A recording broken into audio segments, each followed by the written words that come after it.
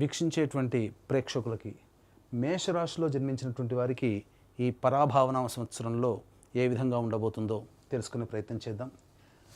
ప్రధానంగా ఏలిన నాటి శని ప్రభావం అనేటువంటిది ఈ రాశి వారికి ఈ సంవత్సరం అంతా ఉంటుంది.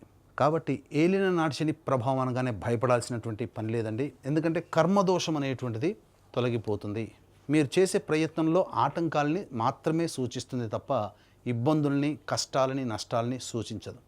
కాబట్టి ఈ మేషరాశి వారికి 12వ స్థానంలో ఉన్నటువంటి శని ప్రభావం వలన అడ్డంకులు మాత్రమే కలిగి మిమ్మల్ని కాస్త ఫలితాన్ని ఇవ్వడంలో ఆలస్యం చేస్తుంది అనే విషయాన్ని గమనించుకోవాలి. ఇక గురుగ్రహ ప్రభావం మే 31వ తారీఖు వరకు గురువు మిథున రాశిలో సంచారం చేస్తూ ఉండడం. ఈ కాలం మార్చి 19 నుంచి మే 31వ తారీఖు వరకు ఉన్నటువంటి కాలం ఏంటంటే కాస్త జాగ్రత్తగా ఉండాల్సినటువంటి కాలం. అంటే నూతన వ్యక్తులు పరిచయం అవుతారు. తద్వారా ఆ పరిచయస్తులు లేదా సోదర సోదరీమణుల మధ్య చిన్నపాటి పొరపచ్చాలు వచ్చే అవకాశం ఉంటుంది.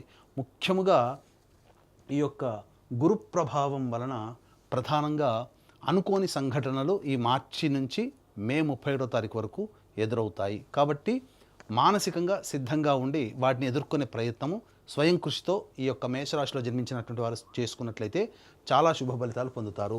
ఇక జూన్ 1వ తారీఖు నుంచి అక్టోబర్ 31వ తారీఖు వరకు గురువు కర్కాటక రాశిలో సంచారం చేస్తున్నటువంటి ఈ కారణం చేత ప్రధానంగా అర్ధాష్టమ గురు ప్రభావం కావున చాలామందితో విభేదాలు, ముఖ్యంగా గృహ నష్టము, ఆస్తి నష్టము, వాహన నష్టము అనేటువంటిది జరిగే అవకాశాలు ఎక్కువగా ఉంటాయి. మరీ ముఖ్యంగా జాతకరీత్యా చేస్తున్నటువంటి వృత్తి, ఉద్యోగ, వ్యాపారాల్లో కొన్ని ఇబ్బందికర పరిస్థితులు అనేటువంటివి ఈ యొక్క జూన్ 1వ తారీఖు నుంచి అక్టోబర్ 31వ తారీఖు వరకు మేషరాశిలో జన్మించినటువంటి వారు ఎదుర్కోక తప్పదు. ఈ సమయంలోనే వాతావరణంలో అనగా మీ యొక్క సంబంధించినటువంటి గృహ వాతావరణంలో మార్పులు కలుగుతాయి. అనగా గృహాన్ని బదిలీ చేయడం కానీ, లేదా వేరే ప్రాంతాలకి బదిలీ అవ్వడం కానీ, లేదా ఉన్న ఇంటి నుంచి వేరే చోటికి మారడం కానీ, ఉన్న ప్రదేశం నుంచి వేరే చోటికి ప్రదేశానికి మారడం కానీ జరిగే అవకాశాలు ఎక్కువగా ఉంటాయి. అయితే మరి ఈ మేషరాశి వారికి ఇటు శని ప్రభావము, ఇటు గురువు కూడా అనుకూలంగా లేని కారణం చేత మరి ఎప్పటి మంచి శుభ ఫలితాలు కలుగుతాయని ఆలోచిస్తే ఈ సంవత్సరమే అక్టోబర్ 31 నుంచి జనవరి 24వ తారీఖు వరకు సింహరాశిలో సంచారం చేస్తుంటాడు. అంటే నవంబర్, డిసెంబర్, జనవరి అనగా 2.5 నెలల పాటు, దాదాపుగా 3 నెలలు వేసుకోవచ్చు. ఈ 3 నెలల పాటు అనుకూలమైనటువంటి కాలం ఈ సింహరాశిలో సంచారం చేస్తున్నటువంటి కారణం చేత ప్రధానంగా ఈ సమయం మీకు అత్యంత యోగ కాలంగా ఉంటుంది. చేసేటువంటి వృత్తి, ఉద్యోగ, వ్యాపారాల్లో అన్ని విధాలుగా గురు అనుగ్రహం ఉండడం.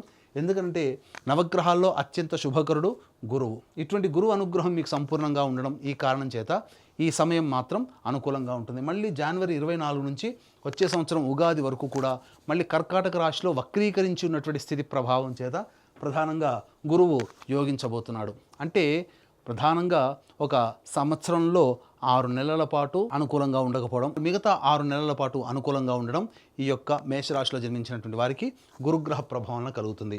ఇక డిసెంబర్ 5వ తారీఖు వరకు కూడా కేతువు యోగాన్ని కలగచేస్తూ ఉంటే డిసెంబర్ 5 తర్వాత కేతువు అవయోగాన్ని కలగచేస్తాడు. అలాగే రాహు ప్రభావం కనుక చూసుకున్నట్లయితే ఈ యొక్క రాహువు డిసెంబర్ 5 వరకు కూడాను యోగాన్ని కలగచేస్తూ ఉంటే డిసెంబర్ 5 తర్వాత రాహు కూడా అనుకూలంగా ఉండకపోవడం. ఈ కారణం చేత ఒక్క గురువు అనుకూలంగా లేకపోయినా, మిగతా గ్రహాల యొక్క శని అనుకూలంగా లేకపోయినా, మిగతా రాహుకేతు గ్రహాల ప్రభావము అనుకూలంగా ఉండడం చాలా మంచి శుభ పరిణామము ఈ మేషరాశిలో జన్మించినటువంటి వారికి ఉంటుంది అని చెప్పవచ్చు. అయితే ప్రధానంగా ఉద్యోగార్థులకి ఎలా ఉండబోతుంది, నిరుద్యోగస్తులకి ఉద్యోగం ఎప్పుడు లభిస్తుంది, అలాగే ఉన్న ఉద్యోగంలో ప్రమోషన్స్ వస్తాయా, లేదా వేరే సంబంధించినటువంటి ఉద్యోగంలో ఎప్పుడు ప్రయత్నం చేయాలి అని ఆశించేటువంటి ప్రేక్షకుల్లో మేషరాశిలో జన్మించినటువంటి వారు చాలామంది ఉంటారు. అయితే ప్రధానంగా గమనించాల్సినటువంటిది ఈ యొక్క ఉగాది సందర్భంగా నవగ్రహాల యొక్క అనుగ్రహం 12 రాశుల వారికి ఉండాలి. ఎందుకనంటే మనం చేసే ప్రతి పనులలో లాభమైన, నష్టమైన, కష్టమైన, సుఖమైన, ఇబ్బంది అయినా, అనుకూలమైన అన్నీ నవగ్రహాల యొక్క అనుగ్రహంతోనే మనకు కలుగుతాయి. కాబట్టి కష్టాలను ఎదుర్కొనే ధైర్యము, యోగాల్ని అనుభవించే యోగ్యత, ఇవన్నీ కూడా మనకు కలగాలంటే నవగ్రహాల యొక్క అనుగ్రహం కావాలి. ఇట్టి నవగ్రహాల యొక్క అనుగ్రహం కోసం ఏప్రిల్ 1వ తారీఖు చైత్ర పౌర్ణమి మరియు అతి శీఘ్రముగా ఫలితాలనిచ్చే ఉన్న 3 నక్షత్రాలలో ఒకటైనటువంటి హస్త నక్షత్రం రోజున సాయంకాలం ప్రదోషకాల సమయంలో మీ జాతకరీత్యా కలుగు అన్ని రకాల సమస్యల నివారణకి సర్వదోష నివారణ పూజలు హోమాలలో భాగంగా నవగ్రహ పాశుపత హోమము మరియు ఆరోగ్యం కోసం మృత్యుంజయ హోమము, అలాగే సర్వకార్య జయసిద్ధికి సుదర్శన హోమము, సర్వశాంతికి రుద్ర హోమము, అనుకూల దాంపత్యము, వివాహము, ఆర్థిక ఉద్యోగ అభివృద్ధి కోసం లక్ష్మీ మూలమంత్ర సంప్రతి లక్ష్మీ సూక్త హోమాలు జరిపించి శక్తిపాతము చేసినటువంటి కరుంగలి మాల ఇవ్వడం జరుగుతుంది. కాబట్టి ఈ కార్యక్రమంలో పాల్గొనదలిచిన వాళ్ళు స్క్రీన్పై కనిపిస్తున్నటువంటి నెంబర్కి కాంటాక్ట్ చేసి మ్యాక్సిమం ఏప్రిల్ 1వ తారీఖు రోజున మధ్యాహ్నం 3 గంటల లోపల మీరు నమోదు చేసుకోవచ్చు. ఇక వివరాల్లోకి వెళ్ళినట్లయితే ఏ సమయంలో మనకు ప్రధానంగా ఈ సంబంధించినటువంటి స్థితిగతులు అనేటువంటివి మనకు యోగిస్తాయి అనేటువంటి విషయాన్ని మనం గమనించుకోవచ్చు. ఉద్యోగస్తులకి ఎప్పుడు వేరే సంస్థల్లో ప్రయత్నం చేస్తే బాగుంటుంది, లేదా ఉన్న సంస్థల్లో ప్రమోషన్స్కి ఎప్పుడు ప్రయత్నం చేసుకుంటే బాగుంటుంది, ఎప్పుడు లభిస్తుంది, అలాగే నిరుద్యోగస్తులకి ఉద్యోగం ఎప్పుడు బాగుంటుంది అనే విషయాల గురించి క్లుప్తంగా తెలియజేసుకునే ప్రయత్నం చేద్దాం. ఈ మేషరాశిలో జన్మించినటువంటి వారికి 15 జూన్ నుంచి 16 జూలై మధ్యకాలంలో అనుకూలమైనటువంటి కాలము. ఇక 17 సెప్టెంబర్ నుంచి 17 అక్టోబర్ వరకు ఉన్నటువంటి కాలము ఇది చాలా యోగ్యమైనటువంటి కాలము. ఇక 14 జనవరి నుంచి 13 ఫిబ్రవరి వరకు ఉన్నటువంటి కాలము చాలా అనుకూలమైనటువంటి కాలంగా చెప్పవచ్చు. 14 జనవరి నుంచి 14 మార్చి వరకు, 14 జనవరి నుంచి 14 మార్చి వరకు వచ్చే సంవత్సరం ఇవి ఉద్యోగ సంబంధమైనటువంటి విషయాల్లో నిరుద్యోగస్తులు కానీ వేరే ఉద్యోగం చూసుకోవడం కానీ చాలా అనుకూలమైన కాలము, మీ యొక్క ప్రయత్నం నెరవేరేటువంటి సమయంగా చెప్పవచ్చు. ఇక ప్రధానంగా మేషరాశి వారికి 2 ఏప్రిల్ నుంచి 10 మే వరకు ఉండేటువంటి సమయము ఇటు గురువు అనుకూలంగా లేకపోవడము, కుజుడు కూడా అనుకూలంగా లేకపోవడం వల్ల వృధా ప్రయాసలు, వృధా ప్రయాణాలు, ఖర్చులు అధికంగా ఉండడము, అవమానాలు ఎదుర్కోవడం లాంటివి జరుగుతాయి. ఇక 11 మే నుంచి 19 జూన్ మధ్యకాలంలో మీలో ఉత్సాహం పెళ్ళుబెగుతుంది. అంటే ఏ పని చేయాలన్నా ముందడుగు వేస్తారు.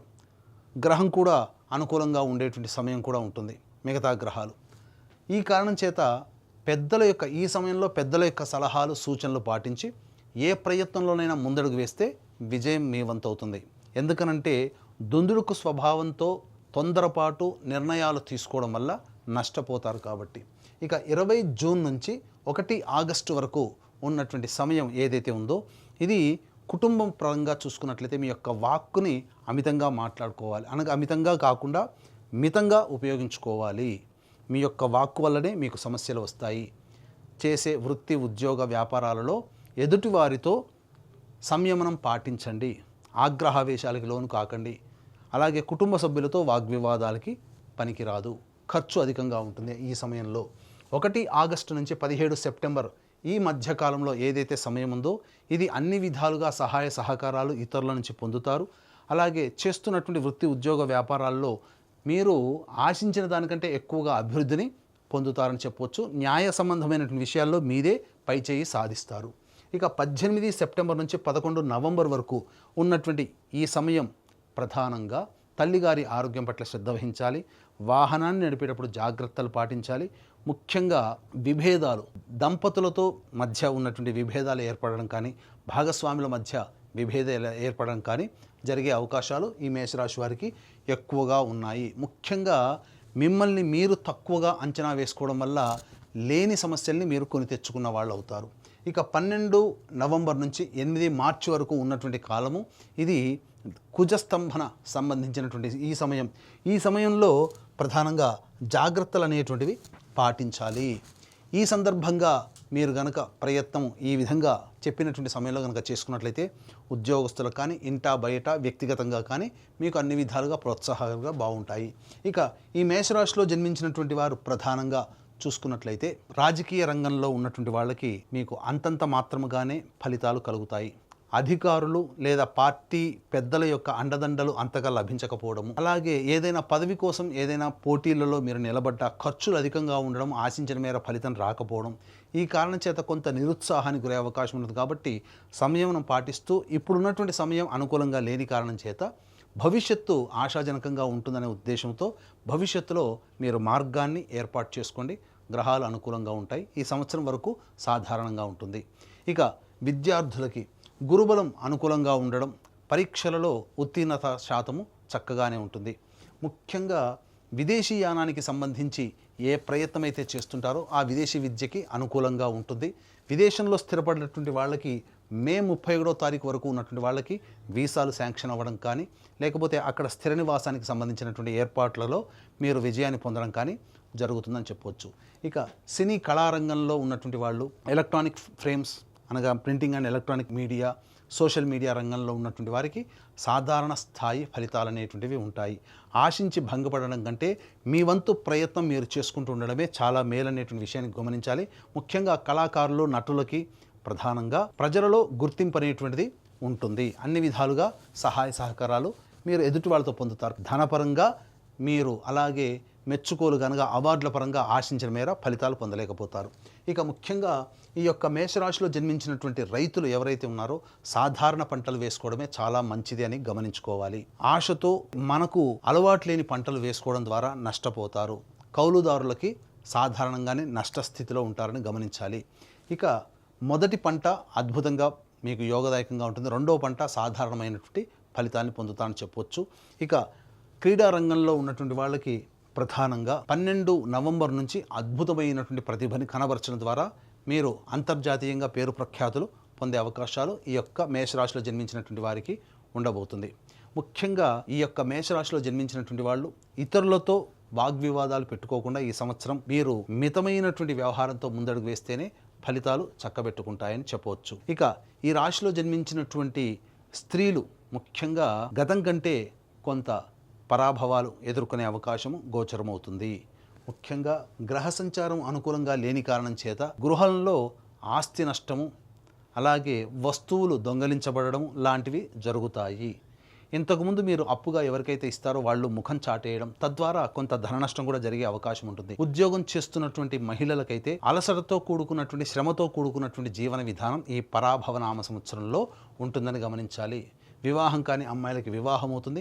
సంతానము అనేటువంటిది మాత్రం తప్పకుండా మీకు అక్టోబర్ 31 నుంచి జనవరి 24 మధ్య కాలంలో సంతానాన్ని పొందే అవకాశము ఎక్కువగా గోచరమవుతుంది. అన్నిటికంటే ప్రధానంగా ఈ రాశిలో జన్మించినటువంటి స్త్రీ పురుషాదులకు ఎవరికైనా కానీ వివాహం అనేటువంటిది నిశ్చయం అవుతుంది.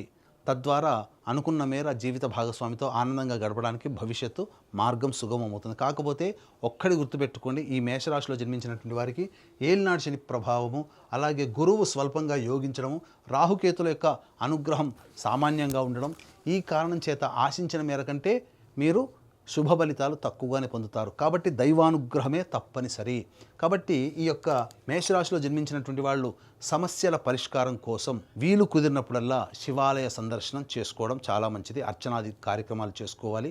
అలాగే శనివారం నాడు తైలాభిషేకాలు చేసుకోవడము, అలాగే దత్తాత్రేయ చరిత్ర పారాయణ 3 సప్తాహాలు మీ యొక్క సమస్య ప్రధానంగా నెరవేరాలని చేయడము, ఇలాంటివి చేసుకున్నట్లయితే సమస్య పరిష్కారం అవుతుంది. దీంతో పాటుగా మన పీఠం ఆధ్వర్యంలో ఏప్రిల్ 1వ తారీఖు రోజున సర్వదోష నివారణ పూజలు హోమాలలో భాగంగా నవగ్రహ పాశ్వత హోమము, మృత్యుంజయ, సుదర్శన, రుద్ర, లక్ష్మీ హోమాలు లాంటివి విశేషంగా జరిపించి శక్తిపాతం చేసినటువంటి కరుంగలి మాల ఇవ్వడం జరుగుతుంది. కాబట్టి ఏప్రిల్ 1వ తారీఖు రోజున మధ్యాహ్నం 3 గంటల లోపల మీరు గోత్రనామాదులు నమోదు చేసుకోవచ్చు. మీరు అన్ని విధాలుగా అవగతం చేసుకొని సమస్యలకి తగ్గట్టుగా ఆత్మవిశ్వాసంతో ముందడుగు వేసి దైవానుగ్రహాన్ని పొంది మీరు జీవితంలో అనుకున్న లక్ష్యాన్ని సాధించగలుగుతారని ఆకాంక్షిస్తూ సర్వం శ్రీ ఉమామహేశ్వర పరబ్రహ్మార్పణమస్తు.